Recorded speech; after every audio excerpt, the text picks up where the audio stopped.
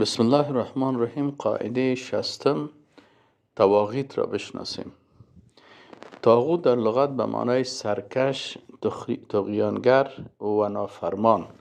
یعنی طاغوت چی را میگن؟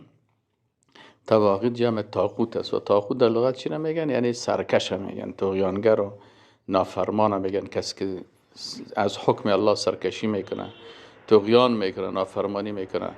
و در اصطلاح طاغوت تجاوز بنده از حد و اندازهش می باشد. در اصطلاح چی میگه؟ که یک بنده از حد و اندازهش تجاوز میکند. این بنده دیگران را به عبادت، متابعت و یا هم اطاعت از خود دعوت می نماید. یعنی همین شخص چی میکنه؟ دیگران را میگه که بر ما عبادت بکنین، یا متابعت به ما بکنین و یا هم اطاعت ما را بکنین. از این خاطر علما میگن که طاغوت چی میشه؟ سه قسم است. یکی طاغوت معبود است، به عبادت دعوت میکنه. طاغوت متبوع است که به اطاعت دعوت میکنه و طاغوت مطاع است که بر اطاعت. حالا ما و شما چی میکنیم؟ طاغوت متبوع، معبود، مخلوق است که دیگران در مقابل او عبادت را انجام دهد و او از آن راضی باشد، خواه خودش طلب نموده باشد و یا خیر. اینا چی میگه؟ میگه و من عوبده و هو راضٍ. یعنی یک کسی است، مثلا یک شخصی در مقابل از او یک عبادت انجام میده، مثلا پیشونی از او سجده میکنه یا برش رکوع میکنه یا دست دوباره پیشش تو بالا میکنه. این حال اگر امی شخصی که عبادت در مقابلش میشه و او از او راضی می باشه، باز او را طاغوت معبود میگن. چرا؟ اگر راضی نباشه باز او طاغوت گفته نمیشه، او معبود باطل گفته میشه، اما طاغوت باز گفته نمیشه.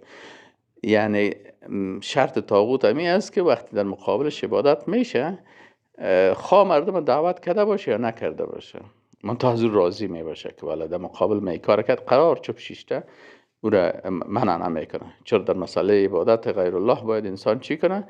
نهی از منکر بکنه. نمانه اون نفر سر خود پیش ازی خم بکنه، یا نمانه که برش سجده بکنه یا رکوع بکنه یا زیر پایش باز یا گوسفند بکشه.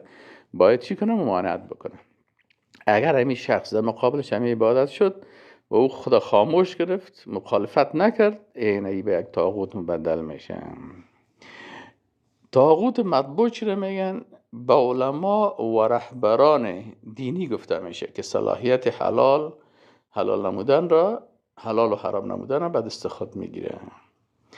قانون ضد شریعت الله میسازن و آن را نسبت به شریعت الهی ترجیح میدهن. وقتی که قانون ساختن، اینا مثلا چی میکنن؟ بعضی از راهبا و رهبان، احبار، یعنی علمایی که بودن در یهود، اینا چی میکردن؟ حلال حرام میساختن، حرام حلال میساختن. و مردم هم چی میکردن؟ و همین قانونی که خودشان ساختن بازی نسبت به شریعت الهی ترجیح میدهن. هم گپ خودم میگن که گپ ما درست است. اینا اگر کس همون یک چیز میسازه که حلال الله را حرام میسازه و حرام الله را حلال میسازه، الله چیزی را گفته حق است، برش میگه باطل است، و چیزی که باطل گفته الله او را حق میگه. اینمی انسان اگر عالم دین باشه و این کار میکنه، این خودم یه عالم به یک طاغوت مبدل میشه. چرا؟ الله متعال میگه اتخذوا احبارهم و رهبانهم اربابا من دون الله. احبار و علما و رهبان و امو پیرای خدا اینا ارباب گرفتن. چرا؟ اونا چی میکردن؟ اونا حلال حرام میساختن، حرام حلال میساختن. وقتی که کسی این کار بکنن، بازی را طاغوت متبوع میگن، که یعنی از این متابعت میشن در حلال و حرام، جایز و ناجایز، حق و باطل. قسم سوم طاغوت مطاع هست. طاغوت مطاع چی میگه؟ طاغوت است که به عوض احکام و شریعت الهی قوانین و دستورهای خود را به مردم تحمیل میکنه.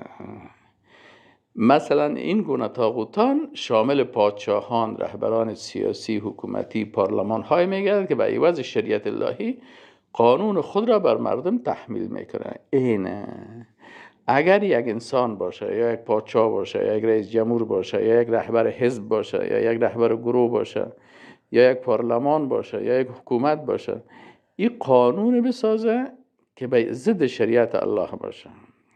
مثلا در شریعت الله شراب حرام است، این میگه که شراب حلال است. بسیاری از پارلمان ها مثلا در هندوستان یک وقت ما رفتیم پرسانشان کردیم، گفت شراب پارلمان ما حلال، گفته ما میخوریم. خلاص کی حلال کرده؟ مگه پارلمان ما. این حال اینی پادشاه یا عضو پارلمان یا رئیس جمهور یا سردار یا هر کسی که باشه، کلان قبیله، اینالی وقتی که یک حلال الله را حرام قانون میسازه که حلال و حرام الله را تغییر میده. قانون میسازه که در او قانون از او مثلا چیزی که در شریعت الله ناروا هست او را جایز قرار میده. پس اینمی به یک طاغوت مبدل میشه، به یک طاغوت مبدل میشه و این طاغوت است. همچنان شامل ساحران، جادوگران و فیلبین های میشه که قوانین از خود ساخته بالای مردم تحمیل میکنن.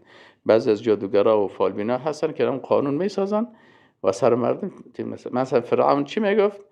ایها الملأ ما علمت لكم من اله غیر. این یک پادشاه ظالم و طاغوت بود، میگفت ما به غیر از معبودی که ذاتش عبادت شود و قانونش اطاعت شود به غیر از ما کسی دیگه نیست. این خدا اله جور کرده بود، اله عبادت میشه و قانون شریعتش اطاعت میشه. یکی از علما به نام سید قطب میگوید فرعون ادعا نمیکرد که او خالق و تدبیر کننده کائنات است. یعنی فرعون نمیگفت که من خالق هستم، من تدبیر کائنات من میکنم در آسمان ها. همچنان برای مردم نمیگفت که او شاعر عبادت را در مقابل وی انجام دهد. ایرام نمیگفت که برای من عبادت بکنین، بلکه ادعای حاکمیت و تطبیق قانونش را بالای مردم مینمود. به مردم میگفت که قانون طاغوتی مرا اطاعت بکنین. آنان او را عبادت می نمودند که مربوط به تسلط وی به تطبیق قوانین، اوامر و تطبیق نظامش میشه. یعنی فرعون نمیگفت کسی ببر ما رکوع و سجده بکو، بلکه میگفت قانون مرا که ضد شریعت الله هست اینه میره اطاعت بکو. اگر این اطاعت کردی تو چی هستی؟ تو اینه طرفدار ما هستی. برشان میگفت که ما علمت لکم من اله غیر. حالا مثل که مثلا در بسیاری از کشورها یک نفر میره در روسیه اونجا چی میگیره؟ تابعیت میگیره. او برش میگه که اینمی قانون ما که ضد شریعت است، امیر اطاعت میکنی. این حال امیر روسیه یک مملکت چی است؟ طاغوتی هست و کسی که قانون از قبول میکنه اون چی کرد؟ پیروی از طاغوت کرد. بسیاری از مملکت ها هستن که قوانینشان ببینید شراب حلال ساختن، زنا را حلال ساختن. مثلا میگن زنا بکنین پروا نداره، شراب اینجا مشکل نداره. اینمی قوانین ساختن و باز دیگرها این بعد یک طاغوت مبدل میشه. اینا یا طواغیت هستن. و السلام علیکم و رحمت الله و برکاته.